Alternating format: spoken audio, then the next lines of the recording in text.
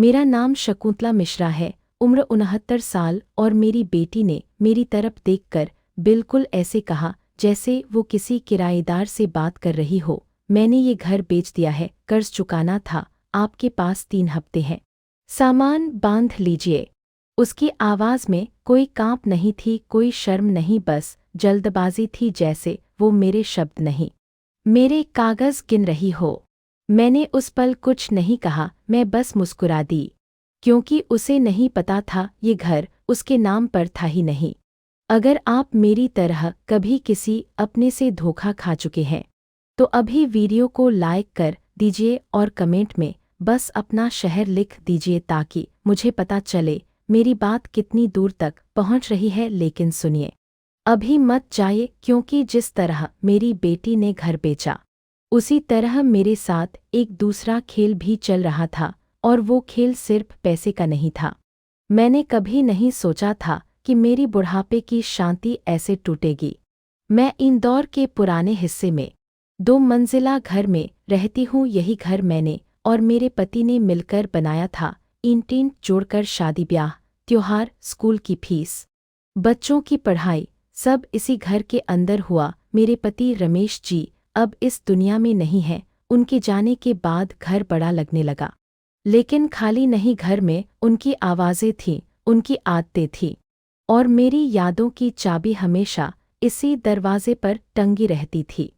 मेरी बेटी का नाम नैना है, पढ़ी लिखी, कामकाजी, बोलती तो ऐसे है जैसे हर चीज़ की प्लानिंग उसके हाथ में हो। उसने विक्रम से शादी की थी। शुरू में विक्रम बहुत सभ्य लगता था, मीठी बातें, बड़े सपने, तेज हंसी, लेकिन कुछ लोगों की हंसी में सच्चाई नहीं होती, बस चालाकी होती है। कई साल हमारे रिश्ते ठीक ठाक रहे। महीने में एक बार मिलना, त्योहार पर फोन, कभी कभी मिठाई का डिब्बा, बस इतना ही। न बहुत प्यार, न बहुत झगड़ा, पर कुछ महीनों से नैना बदली हुई थी। पहले उसने धीरे धीरे सवाल पूछने शुरू किए। मम्मी, आप अकेली रहती हो? कभी गिर गईं तो? इतना बड़ा घर संभालना मुश्किल नहीं होता? आपने कागज़ पत्र ठीक से रखे हैं न? मैं हंस देती, बात बदल देती, कह देती, अरे मैं ठीक हूँ, मेरी तबीयत भी ठीक है, मेरा दिमाग भी ठीक है। लेकिन उसके सवाल रुकते नहीं थे, और फिर उसके साथ विक्रम भी आने लगा। विक्रम जब घर में घुसता तो उसकी नज़र मेरे चेहरे पर नहीं, मेरी दीवारों पर जाती, खिड़कियों पर जाती, छत की ऊंचाई पर जाती, जैसे वो घर नहीं, कीमत देख रहा हो। वो कभी रसोई की अलमारी पर टिप्पणी करता, कभी फर्श पर, कभी कहता, आजकल इस इलाके में रेट बहुत बढ़ गए हैं। और नैना, मेरी बेटी, हर बार वही लाइन बोलती, हम बस आपकी चिंता करते हैं मम्मी। चिंता का मतलब धीरे धीरे कंट्रोल बनता जा रहा था। फिर फोन आने लगे, अजीब समय पर नैना का स्वर कसकर बंधा होता, मम्मी, आपके पास आधार कार्ड की कॉपी कहाँ है? घर के पेपर किस अलमारी में है? आपके बैंक खाते में नॉमिनी कौन है? ये सवाल किसी बेटी के नहीं लगते थे। ये सवाल ऐसे लगते थे जैसे कोई दरवाजे की कुंडी चेक कर रहा हो। और उसी दिन जब उसने मेरे सामने वो बात कही, 3 हफ्ते में घर खाली, मुझे पहली बार समझ आया कि ये सिर्फ चिंता नहीं थी, ये तैयारी थी। मैंने धीरे से पूछा, तुमने घर कैसे बेच दिया? वो 1 सेकंड को रुकी, फिर बोली, मम्मी, हमें मजबूरी थी। मैंने उसकी आंखों में देखा, वहाँ अपराध बोध कम था, घबराहट ज्यादा थी। मैंने फिर पूछा, मजबूरी किस बात की? उसने सांस छोड़ी, जैसे कोई रिपोर्ट पढ़ रही हो। विक्रम गलत संगत में पड़ गया, पहले ऑनलाइन गेमिंग, फिर बेटिंग, फिर असली जुआ। उसने कहा था बस एक बार, फिर वो हार गया तो पैसे उधार लिए, फिर हार गया। अब लोग कॉल करते हैं, धमकी देते हैं। उसने ये सब ऐसे कहा जैसे ये मौसम का हाल हो, जैसे ये किसी और की कहानी हो। मैंने शांत आवाज में कहा, और उसका बिल भरने के लिए तुमने मेरा घर बेच दिया। वो झूंझला गई, आप समझ क्यों नहीं रही? घर रहेगा तो लोग आएंगे, परेशानी होगी, आपको दिक्कत होगी। हम चाहते हैं आप किसी सुरक्षित जगह रहें, एक अच्छा सा सीनियर होम, वहाँ खाना, डॉक्टर, सब। फिर वही शब्द, सुरक्षित। जैसे मेरी सुरक्षा का मतलब मेरी आज़ादी खत्म करना था। मैंने उस पल बहुत कुछ कहना चाहा, मैं चीख सकती थी, रो सकती थी, लेकिन मैंने नहीं किया। मैंने बस एक सवाल पूछा, तुम्हारे पास 3 हफ्ते का टाइम किसने दिया? अब उसके चेहरे पर हल्का सा झटका आया, जैसे ये सवाल उसकी स्क्रिप्ट में नहीं था। मतलब, उसने कहा। मैंने कहा, घर खरीदा है तो कौन खरीदार है? कौन सा ब्रोकर? किसने कहा 3 हफ्ते?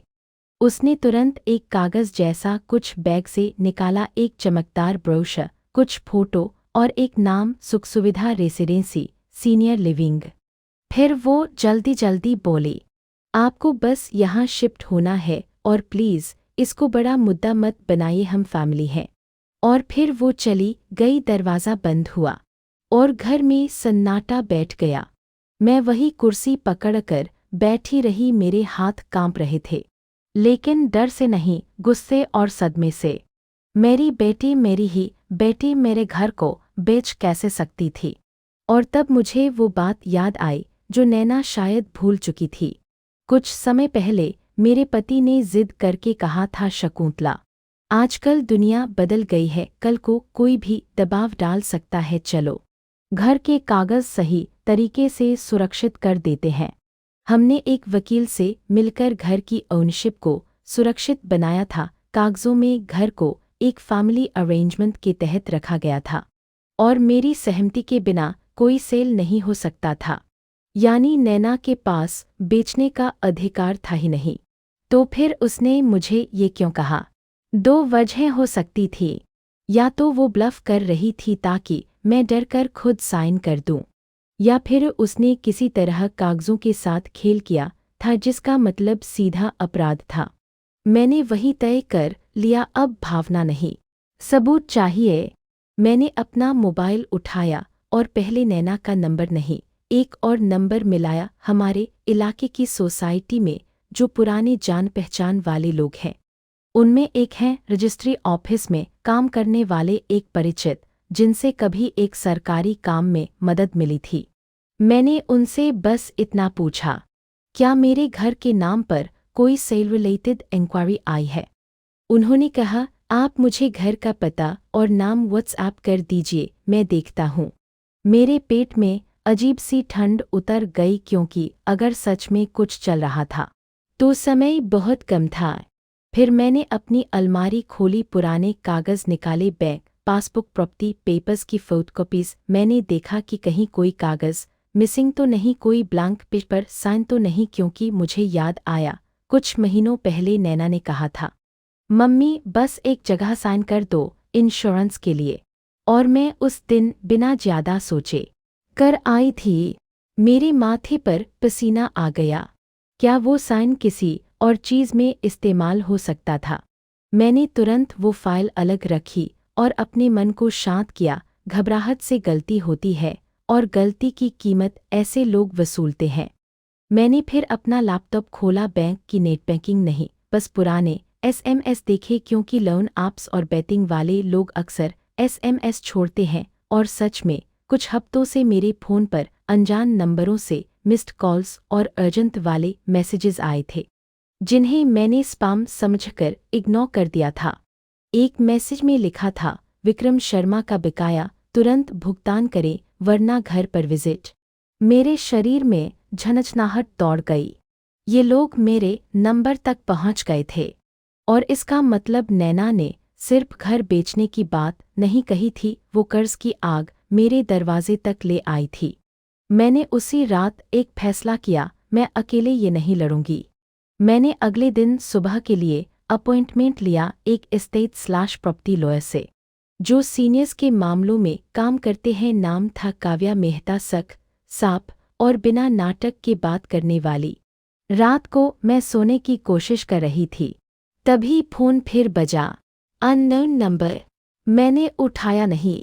एक व्हाट्सएप आया, सिर्फ एक लाइन, मैडम आपके घर का मामला सेट कर लो, 3 हफ्ते बहुत हैं, उसके बाद हमें तरीका बदलना पड़ेगा। मेरे हाथ से फ़ोन लगभग गिर गया, क्योंकि अब ये सिर्फ बेटे की धमकी नहीं थी, अब ये बाहरी दबाव था। और मुझे समझ आ गया जो खेल चल रहा है वो घर से शुरू नहीं हुआ, वो मेरे हस्ताक्षर से शुरू हुआ था। मैंने स्क्रीन को घूरते हुए धीरे से कहा, ठीक है, अब मैं भी तरीका बदलूंगी। और उसी पल दरवाजे की घंटी बज गई। इतनी रात में मैंने खिड़की से झांक कर देखा तो बाहर एक आदमी खड़ा था, हाथ में एक फाइल और पीछे गली में एक बाइक चालू हालत में। मेरी सांस अटक गई क्योंकि मुझे अचानक एहसास हुआ 3 हफ्ते का नोटिस शायद मेरे लिए नहीं था। शायद वो खुद के लिए समय खरीद रहे थे और अब वो समय खत्म हो रहा था। दरवाजे की घंटी की आवाज़ मेरे दिल के अंदर तक उतर गई। इतनी रात को कोई फाइल लेकर आए और गली में बाइक चालू हालत में हो तो दिमाग खुद ही खतरा समझ जाता है। मैंने दरवाज़ा तुरंत नहीं खोला, मैंने पहले लाइट नहीं जलाई, बस खिड़की के पर्दे के पीछे से देखा। बाहर एक आदमी था, उम्र करीब 35-40, हाथ में प्लास्टिक फोल्डर, चेहरे पर बनावटी गंभीरता। उसके पीछे गली में एक दूसरा आदमी बाइक पर बैठा था, हेलमेट लगाए, इंजन ऑन। मैंने अंदर से शांत आवाज़ में पूछा, कौन? वो बोला, मैडम, हम फाइनेंस से हैं, आपका एक जरूरी पेपर है, बस हस्ताक्षर कर दीजिए, कल का काम है, देर हो जाएगी तो दिक्कत बढ़ेगी। उसकी बात सुनकर मेरी रीढ़ में ठंड सी दौड़ गई। बस हस्ताक्षर, यही तो वो शब्द था जिससे सारे खेल शुरू होते हैं। मैंने कहा, सुबह आना, अभी नहीं। वो झुंझलाया, मैडम, आप समझ नहीं रही, आपके दामाद का मामला है, अगर अभी नहीं किया तो कल टीम आएगी। मैंने अपने हाथ को मजबूती से अपने फ़ोन पर रखा। मैंने बिना आवाज़ किए कैमरा ऑन किया, रिकॉर्डिंग शुरू की, फिर धीरे से बोली, आपका नाम क्या है? किस कंपनी से हो? आईडी दिखाओ। वो थोड़ी देर चुप रहा, फिर फोल्डर आगे कर दिया, जैसे कागज़ दिखाने से सब सही हो जाएगा, लेकिन आईडी नहीं निकाली, नाम भी साफ नहीं बोला, बस बोला, मैडम। ये सब बाद में, पहले साइन। मैं समझ गई ये कोई कंपनी वाला नहीं था, ये दबाव डालने आया था, और दबाव के साथ हमेशा जल्दबाजी आती है ताकि इंसान सोच ही न पाए।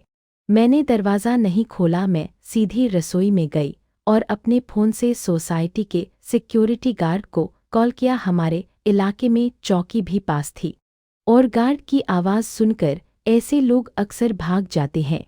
गार्ड ने कहा, मैडम, मैं अभी आ रहा हूँ। मैं वापस दरवाजे के पास आई और जोर से बोली, मैंने सिक्योरिटी को बुलाया है, आप अपना आईडी दिखाओ, वरना अभी पुलिस को भी कॉल कर दूंगी।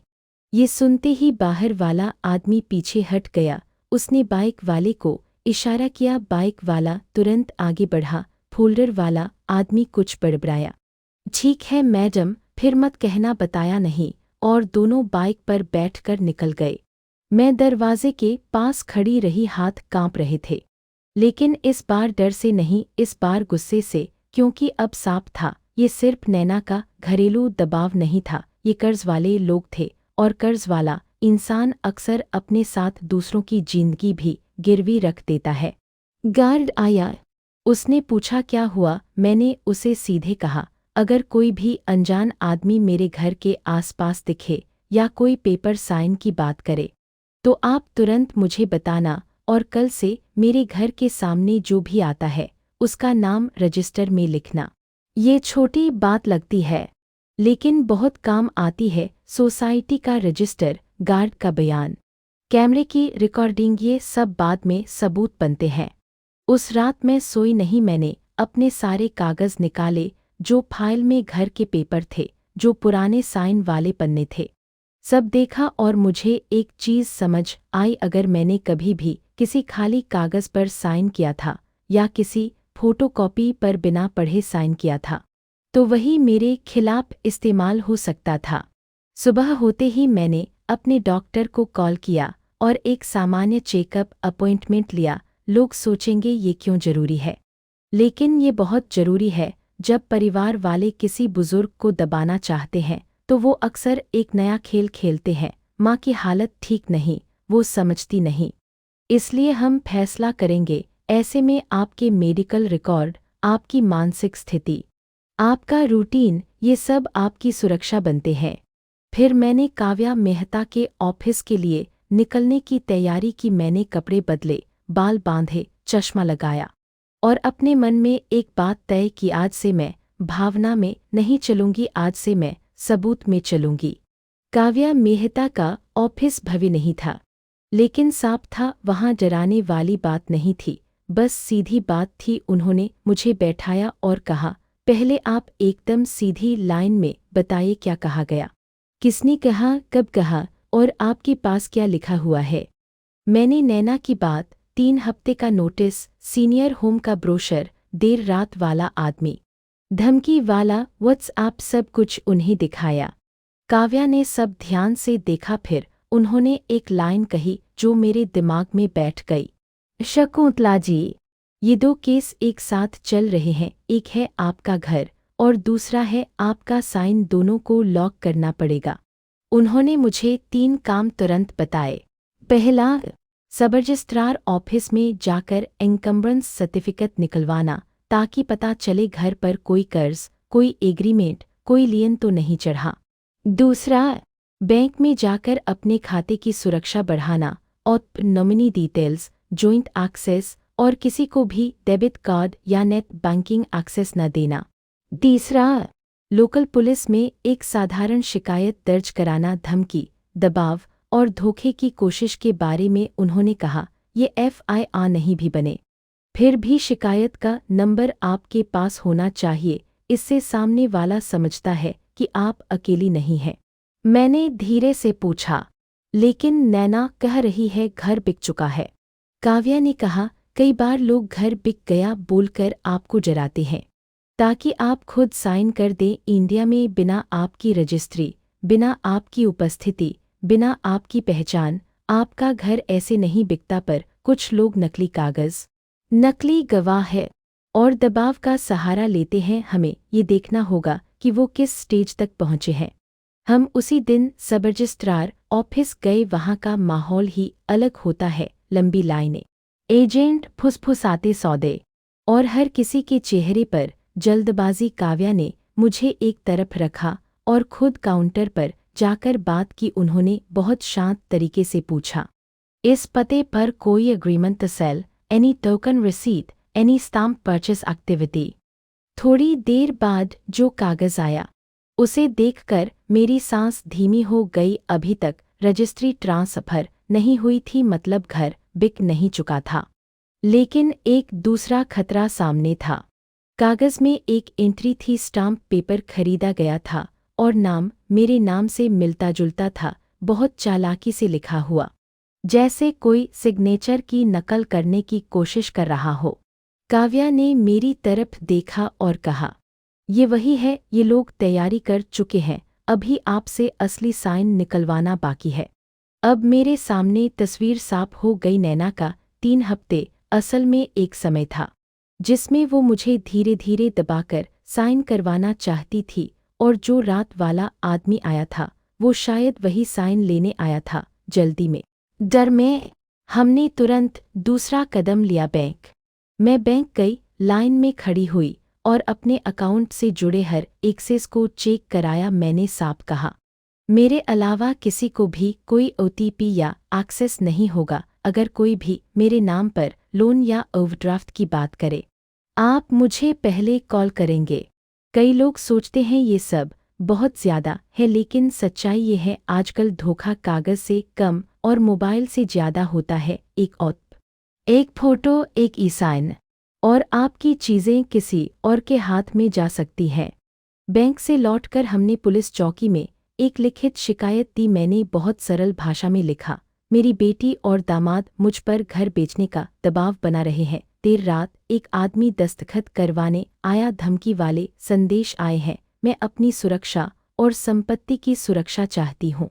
पुलिस वाले ने मेरी बात सुनी। उसने कहा, मैडम, आप सही कर रही हो, आप अकेली मत रहो, किसी पड़ोसी को साथ रखो और किसी भी कागज़ पर बिना वकील के मत साइन करना। ये बात मुझे एडुकेट भी कर रही थी और शायद ये कहानी सुनने वाले को भी करेगी। जब कोई आपको जल्दबाजी में साइन करवाना चाहे तो समझ लीजिए वही खतरा है। उस शाम नैना का कॉल आया। उसकी आवाज़ मीठी थी लेकिन अंदर घबराहट थी। मम्मी, आप वकील के पास गईं क्या? मैंने जानबूझकर शांत और साधारण लहजा रखा। हाँ, गई थी।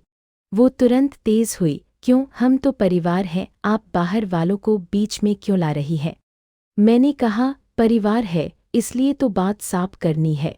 कुछ सेकंड चुप्पी रही, फिर उसने धीरे से कहा, मम्मी, बस एक बार बैठकर बात कर लो। विक्रम बहुत परेशान है, उसके दोस्त गलत लोग, आप नहीं समझोगी। मैंने उस पल एक नई बात देखी। नैना पूरी तरह बुरी नहीं थी, वो फंसी हुई थी, लेकिन फंसा हुआ इंसान भी गलत काम कर सकता है और उसका गलत काम आपके ऊपर गिर सकता है। मैंने कहा, ठीक है, कल दोपहर को बात करेंगे, लेकिन मेरे वकील भी होंगे। उसने झट से कहा, नहीं, सिर्फ परिवार। और वहीं से खेल समझ में आ गया। वो चाहती थी मैं अकेली आऊं, भावुक हूं और साइन कर दूं। काव्या ने मुझे देखा और धीरे से कहा, अब हम भी अपना प्लान बनाएंगे। हमने एक साफ प्लान बनाया। हम नैना को सीधे अपराधी नहीं बनाएंगे, हम उसे मौका देंगे कि वो सच कहे। और साथ ही हम ये देखेंगे कि असली दबाव किसका है, नैना का या विक्रम का। अगले दिन काव्या ने नैना को एक औपचारिक नोटिस भेजा, बहुत सरल भाषा में, कि कोई भी प्रॉपर्टी ट्रांजैक्शन बिना मेरी लिखित सहमति और कानूनी प्रक्रिया के नहीं होगा और किसी तरह का दबाव या धमकी कानूनी कार्रवाई में जाएगा। नोटिस जाते ही नैना का व्यवहार बदल गया। अब वो मीठा नहीं रही, अब वो गुस्से में थी। आप मुझे बदनाम कर रही हो, उसने कहा। लोग क्या कहेंगे? मैंने कहा, लोग बाद में, पहले सच। और उसी समय मेरे फ़ोन पर एक नया मैसेज आया। इस बार नंबर वही नहीं था, मैसेज छोटा था। कल 2 बजे साइन करवा लो वरना रिकवरी टीम आएगी। मेरी सांस भारी हो गई। काव्या ने मैसेज देखा और तुरंत बोली, ये आपके घर की लड़ाई नहीं रही, ये आपकी सुरक्षा की लड़ाई है। अब हम सबूत के साथ इन लोगों को रोकेंगे। उन्होंने मुझे एक और काम बताया, घर में कैमरा लगवाना, कोई महंगा नहीं, बस इतना कि दरवाजे के सामने कौन आता है रिकॉर्ड हो जाए। उन्होंने कहा, ये कैमरा आपके लिए डर का नहीं, ढाल का काम करेगा। उस रात मैं पहली बार सच में डरी, क्योंकि जब कर्ज और जुए की आदत मिलती है तो इंसान की समझ टूट जाती है और टूटे हुए लोग कभी कभी किसी भी हद तक चले जाते हैं। मैंने अपनी पड़ोसन सुधा जी को फ़ोन किया और कहा, आज रात आप बस मेरे साथ रह लो। सुधा जी आ गईं। वो चुपचाप मेरे पास बैठी। उनके होने से घर में थोड़ी हिम्मत आ गई। और फिर देर रात गेट के बाहर वही बाइक की आवाज़ फिर सुनाई दी। इस बार 2 नहीं 3 परछाइयाँ थी। एक आदमी ने गेट पर हाथ मारा और बोला, मैडम खोलो, बात करनी है। मैंने कैमरा ऑन देखा, मैं रिकॉर्डिंग भी ऑन कर चुकी थी। सुधा जी ने बिना देर किए गार्ड को कॉल किया। गार्ड ने कहा, मैं आ रहा हूँ। और इसी बीच मेरे फ़ोन पर नैना का कॉल आ गया। उसकी आवाज़ कांप रही थी। मम्मी प्लीज़ बस कल सब रजिस्ट्रार ऑफिस आ जाओ, वहाँ एक एग्रीमेंट साइन करना है, तभी ये लोग शांत होंगे, बस एक साइन, बस एक। उसकी आखिरी लाइन मेरे दिल को चीर गई, क्योंकि अब साफ था ये 3 हफ्ते का नोटिस नहीं था, ये एक मजबूरी थी जिसे वो मेरे ऊपर डाल रही थी। मैंने शांत आवाज़ में कहा, ठीक है, मैं आऊँगी। काव्या ने मेरी तरफ देखा, उनकी आंखों में कोई डर नहीं था, सिर्फ योजना थी। मैंने धीरे से जोड़ा, लेकिन मैं अकेली नहीं आऊँगी। फ़ोन के दूसरी तरफ नैना चुप हो गई और मेरे अंदर एक अजीब सा सन्नाटा बैठ गया, क्योंकि मुझे समझ आ गया कल का दिन निर्णायक होगा। या तो वो लोग मेरे साइन से मेरा घर ले जाएंगे, या फिर कल पहली बार उन्हें पता चलेगा कि एक बूढ़ी औरत भी कानून और सबूत के साथ खड़ी हो जाए तो उसका घर सिर्फ घर नहीं रहता, वो उसकी इज्जत बन जाता है। और ठीक उसी पल गार्ड की सीटी की आवाज़ आई, बाहर कदमों की दौड़ सुनाई दी और गेट के पास खड़े लोग पीछे हटने लगे। लेकिन जाते जाते उनमें से एक ने धीमी आवाज़ में कहा, कल मिस मत करना। मैडम, मैंने कैमरे की रिकॉर्डिंग बंद नहीं की, क्योंकि अब जो होने वाला था वो सिर्फ मेरी बेटी और दामाद का ड्रामा नहीं था। अब वो खेल सब रजिस्ट्रार ऑफिस की मेज तक जाने वाला था, और कल मेरे सामने या तो मेरी बेटी टूटकर सच बोलेगी या फिर वो मेरे सामने वही कागज रखेगी जिस पर एक साइन मेरे पूरे जीवन की कमाई छीन सकता है। अगली सुबह मैं जल्दी उठ गई। चाय का स्वाद नहीं आया, लेकिन हाथ स्थिर थे। डर मेरे अंदर था, पर अब वो डर मुझे रोक नहीं रहा था, वो मुझे सावधान बना रहा था। मैंने साड़ी ठीक से पहनी, पर्स में अपने सारे जरूरी कागज रखे, फ़ोन फुल चार्ज किया और एक छोटी डायरी में तारीखें, कॉल लॉग, मैसेज के स्क्रीनशॉट सब लिखकर रख लिए। सुधा जी मेरे साथ थी और काव्या मेहता पहले से तैयार थी। मैंने नैना को सिर्फ इतना मैसेज किया, मैं आ रही हूँ बस। वो चाहती थी कि मैं अकेली आऊं, घबराई हुई जल्दी में, ताकि मैं बिना पढ़े साइन कर दूं। लेकिन आज मैं अकेली नहीं थी। आज मेरे साथ मेरे सबूत थे, और मेरे साथ वो हिम्मत थी जो तब आती है जब आपके पास खोने के लिए सिर्फ घर नहीं, आपकी इज्जत भी होती है। सब रजिस्ट्रार ऑफिस के बाहर हमेशा की तरह भीड़ थी। एजेंट घूम रहे थे, किसी के हाथ में फाइलें, किसी के हाथ में स्टाम्प पेपर, हर किसी की आंखों में जल्दी थी, और इसी जल्दी का फायदा ऐसे लोग उठाते हैं। नैना मुझे गेट के पास दिखी। उसका चेहरा थका हुआ था, जैसे वो कई रातों से सोई नहीं। उसके पास विक्रम खड़ा था, वो वही आदमी था जिसकी मुस्कान मीठी थी और आदतें जहरीली। आज उसकी आंखों में मीठापन नहीं था, सिर्फ बेचैनी थी। नैना मेरे पास आई, धीरे बोली, मम्मी बस अंदर चलो, सब जल्दी हो जाएगा। मैंने शांत आवाज में कहा, पहले बताओ अंदर कौन है। उसने नजरें चुरा लीं। एक एजेंट है, वो मदद करेगा। काव्या ने आगे बढ़कर कहा, हम भी चलेंगे। नैना का चेहरा तना नहीं, वकील की जरूरत नहीं है, ये फैमिली मैटर है। काव्या ने बहुत साफ कहा, फैमिली मैटर में भी अगर प्रॉपर्टी है, साइन है और धमकी है, तो वकील की जरूरत सबसे ज्यादा होती है। विक्रम ने बीच में बोलने की कोशिश की, मैडम आप बात बिगाड़ रही हैं, हम बस एक एग्री में। काव्या ने उसकी बात काट दी, आप बोलेंगे नहीं, आप सिर्फ सुनेंगे। विक्रम चुप हो गया। उसके लिए ये नया था, किसी ने उसे पहली बार कंट्रोल नहीं करने दिया था। हम अंदर गए। एक टेबल के पास एक आदमी बैठा था जिसने खुद को ब्रोकर बताया। उसने मुझे ऐसे देखा जैसे मैं इंसान नहीं, एक हस्ताक्षर हूँ। उसने फाइल खोलकर सामने रख दी और बोला, मैडम बस यहाँ साइन कर दीजिए, आपकी बेटी ने सब समझा दिया होगा। मैंने फाइल पर नज़र डाली, पन्ने बहुत थे, भाषा भारी थी और कई जगह खाली स्पेस थे जहां बाद में कुछ भी भरा जा सकता था। मैंने धीरे से पूछा, ये क्या है? वो आदमी हंसा, एग्रीमेंट है मैडम, घर का बस प्रोसेस की फॉर्मेलिटी। काव्या ने फाइल अपने हाथ में ली और एक एक पन्ना देखने लगी। फिर उन्होंने एक जगह उंगली रखकर कहा, ये पावर ऑफ अटॉर्नी वाला क्लॉज किसने डाला? ब्रोकर एक सेकंड को घबरा गया, मैडम ये तो नॉर्मल है, प्रोसेस में होता है। काव्या का स्वर ठंडा हो गया, नॉर्मल नहीं होता, और खासकर तब नहीं होता जब मालिक खुद सामने बैठा हो। मैंने नैना की तरफ देखा, उसकी आंखें नीचे थीं। मैं समझ गई, उसे खुद भी नहीं पता था कि फाइल में क्या क्या डाला गया है, या फिर वो जानती थी और डर के कारण चुप थी। काव्या ने कहा, इसमें आपको सिर्फ एग्रीमेंट नहीं करवाया जा रहा, आपको एक ऐसा अधिकार भी ट्रांसफर करवाया जा रहा है जिससे कोई भी आपके नाम पर आगे जाकर रजिस्ट्री करा सके। मेरे कान गर्म हो गए। यही तो था असली खेल, बस एक साइन के नाम पर मेरी पूरी जिंदगी का कंट्रोल। मैंने धीरे से कहा, नैना तुम मुझे किस चीज़ पर साइन करवाने लाई हो? नैना का गला सूख गया, मम्मी मुझे नहीं पता, वो लोग बस कह रहे थे अगर आज नहीं हुआ तो। विक्रम ने झट से बोल दिया, तो रिकवरी टीम आएगी और फिर बात हाथ से निकल जाएगी।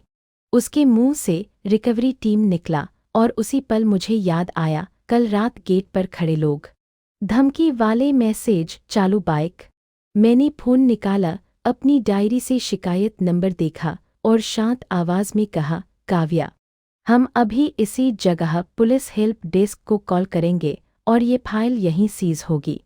ब्रोकर के चेहरे का रंग उड़ गया। मैडम, ये सब क्यों कर रही हो? ये तो फैमिली का मामला है। काव्या ने कहा, फैमिली का मामला तब होता है जब परिवार आपकी सहमति से बात करे, यहाँ सहमति नहीं, दबाव है। काव्या ने तुरंत पुलिस हेल्प डेस्क के नंबर पर कॉल किया। उन्होंने शिकायत नंबर बताया, धमकी वाले मैसेज का जिक्र किया और कहा कि सब रजिस्ट्रार ऑफिस के अंदर एक बुजुर्ग महिला से दबाव में दस्तखत करवाने की कोशिश हो रही है। फोन रखते ही काव्या ने ब्रोकर से कहा, आपकी आईडी दिखाइए। ब्रोकर ने टालने की कोशिश की, मैडम मैं। काव्या ने उसकी फाइल उठाई और कहा, अगर आप आईडी नहीं दिखाएंगे तो मैं अभी सब रजिस्ट्रार को लिखित में दूंगी कि आपके द्वारा साइन करवाने की कोशिश हो रही है और आपकी जो स्टाम्प खरीद वाली एंट्री है वो भी जांच में जाएगी। ये सुनकर ब्रोकर हड़बड़ा गया। उसने आईडी निकाल दी। काव्या ने उसका फोटो लिया और फाइल के कुछ पन्नों के भी फोटो लिए, खासकर खाली स्पेस वाले। फिर उन्होंने मेरे सामने रखकर कहा, शकुंतला जी, आप कुछ भी साइन नहीं करेंगी? बिल्कुल भी नहीं। मैंने सिर हिलाया, मैं साइन नहीं करूंगी। नैना की आंखों में पानी आ गया। वो धीरे से बोली, मम्मी, मैं फंस गई हूँ। मैंने उसकी तरफ देखा। मेरे अंदर माँ का दिल रो रहा था, लेकिन मेरा दिमाग कह रहा था, आज अगर मैं कमज़ोर पड़ी तो कल मेरी बेटी और भी कमज़ोर पड़ जाएगी और फिर ये लोग हमें दोनों को तोड़ देंगे। मैंने बहुत धीमे, बहुत साफ कहा, फंसी हो तो सच बोलो, झूठ में मत रहो। विक्रम का चेहरा सख्त हो गया।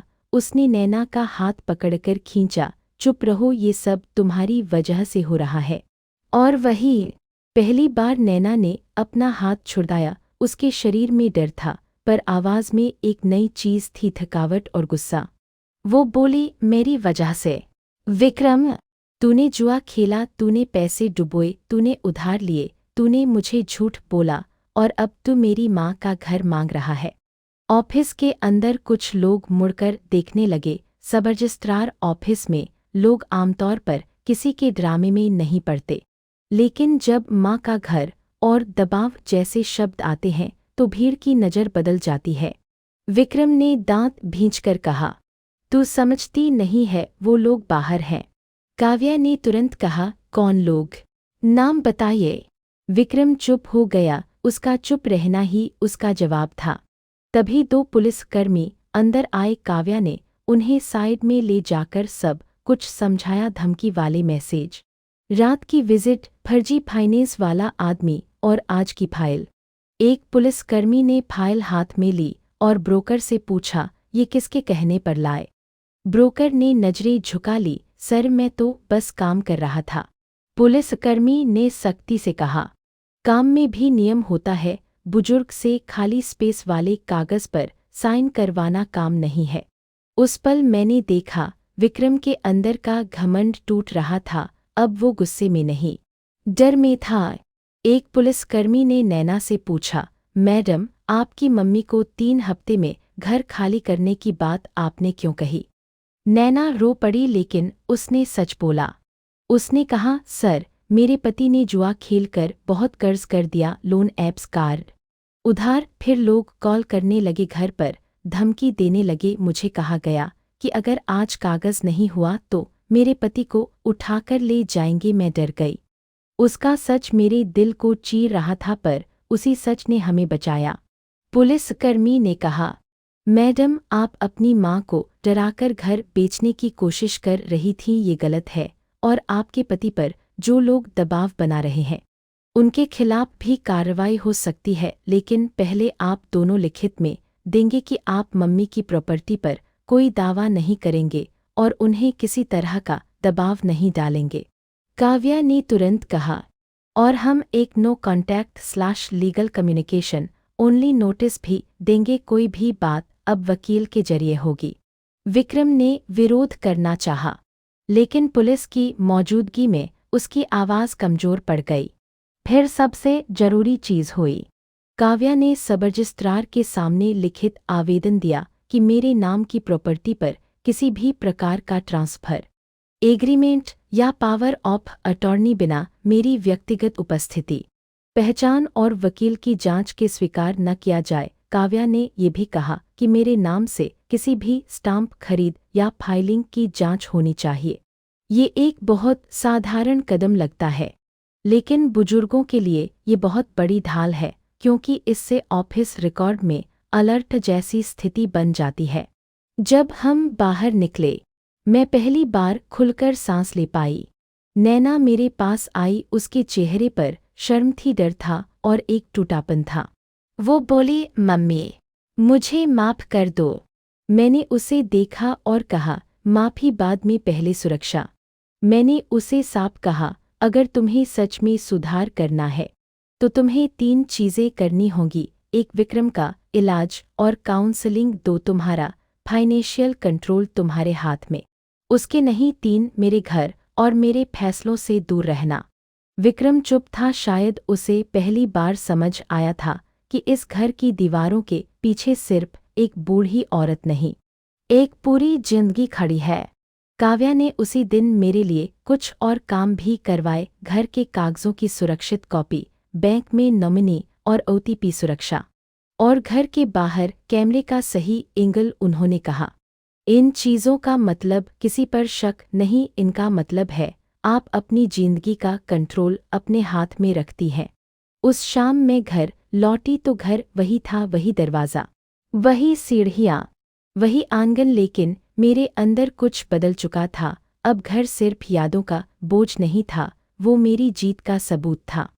अगले कुछ हफ्तों में हालात और साफ हुए। जिन लोगों ने धमकी दी थी वो अचानक गायब नहीं हुए, लेकिन पुलिस शिकायत और रिकॉर्डिंग के बाद उनकी हिम्मत कम हो गई। नैना ने अपने बैंक अकाउंट और खर्च पर कंट्रोल लिया। विक्रम ने मजबूरी में जुए से जुड़ी चीज़ें बंद की और काव्या की शर्त पर काउंसलिंग शुरू की। मैं यह नहीं कहूँगी कि सब कुछ जादू से ठीक हो गया। असली जिंदगी में जादू नहीं होता, लेकिन असली जिंदगी में एक चीज़ होती है, सीमा, बाउंड्री, और मैंने वही बनाई। मैंने अपने कागज़ अपडेट करवाए, मैंने अपनी वसीयत और प्रॉपर्टी प्लानिंग को साफ किया। मैंने यह तय किया कि मेरे जीते जी कोई भी मेरे फैसलों को सुरक्षा के नाम पर नहीं बदलेगा। मैंने अपनी सोसाइटी में एक छोटा सा सेशन भी रखा, किताबों वाली समिति में, जहां हम मिलते थे। मैंने बुजुर्गों के लिए आसान भाषा में कुछ बातें साझा की, जैसे कभी भी खाली कागज़ पर साइन न करें, किसी को ओटीपी न बताएं, अपने कागज़ों की एक सुरक्षित फाइल रखें, और अगर कोई जल्दी करो कहे तो सबसे पहले रुककर सोचें, क्योंकि सबसे बड़ा धोखा जल्दी में ही होता है। आज जब मैं अपने घर के आंगन में बैठती हूँ तो दिल में एक दर्द भी होता है, क्योंकि बेटी से ऐसा अनुभव कोई भी माँ नहीं चाहती, लेकिन उसी दर्द के नीचे एक शांति भी है, क्योंकि मैंने अपने लिए खड़े होना सीख लिया। और अगर आप मेरी बात सुन रहे हैं तो मैं आपसे एक बात बहुत साफ कहना चाहती हूँ। मोहब्बत का मतलब ये नहीं कि आप अपनी जिंदगी किसी और के हाथ में दे दें। परिवार का मतलब ये नहीं कि आपकी संपत्ति पर किसी का हक बन जाए, और सुरक्षा का मतलब ये नहीं कि आपकी आवाज़ छीन ली जाए। अगर आपके आसपास भी कोई आपको दबाव में ला रहा है, कागज़ दिखाकर, डर दिखाकर, जल्दी करवाकर, तो एक कदम पीछे हटिए। किसी भरोसेमंद व्यक्ति को साथ लीजिए, सलाह लीजिए, सबूत संभालिए, क्योंकि आपके पास अधिकार है। और अब आप मुझे बताइए, अगर आपकी जगह में होती तो आप क्या करते? कमेंट में अपना शहर लिखकर जरूर बताइए। और अगर ये कहानी आपको कुछ सिखा गई तो वीडियो को लाइक करें और चैनल को सब्सक्राइब करें, क्योंकि ऐसी कहानियाँ सिर्फ मनोरंजन नहीं होती, ये हमें बचना भी सिखाती हैं।